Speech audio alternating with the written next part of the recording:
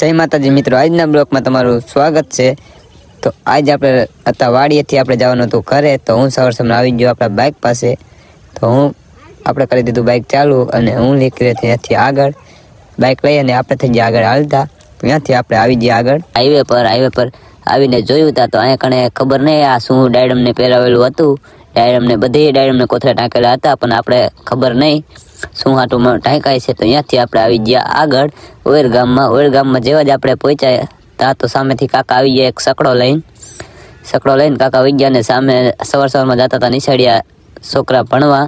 ત્યાંથી આવી ગયા આપણે આગળ ઓયર ગામમાં કરી દીધી આપણે એન્ટ્રી।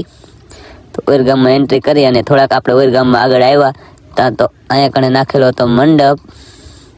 તો મંડપમાં તો કોઈ જાને બને દેખાતા નહોતા। અહીંયાથી આવી ગયા આપણે આગળ ભીમગુડા ગામની ચોકડી। અહીંયાથી આપણે લઈ લીધી એક પાણીની બોટલ લઈ અને હું વહી ગયો મારા બાઇક પાસે।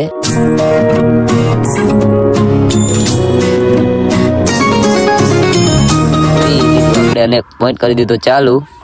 તો અહીંયાથી સવારમાં જ આગળ આવ્યા ત્યાં તો અહીંયા કણે ઘણું માણસ ઊભું હતું। તો આપણને ખબર નહીં, અહીંયા જે જોયું ત્યાં તો આગળ કોઈક ગાડીનું કોઈક મોઢું જ લઈ ગયેલું હતું। સવારમાં મોરો દઈ દીધેલું હતું। ત્યાંથી આવી જાઉં વીરપરથી આગળ મામાદેવના મંદિરે। તો સવારમાં આવી જાઉં મામાદેવના મંદિરે અને સવારમાં આપણે કરી લઈએ મામાદેવના દર્શન। તો તમે પણ મિત્રો મામાદેવના કરી લ્યો દર્શન। તો આપણે થોડાક કરી લઈએ મામાદેવના દર્શન। તો સવારમાં મેં કરી લીધા મામાદેવના દર્શન અને હું આવી ગયો આગળ આપણા ગામમાં। અને આપણા ગામમાં થોડોક આગળ આવ્યો તો આવી ગયું આપણું ઘર।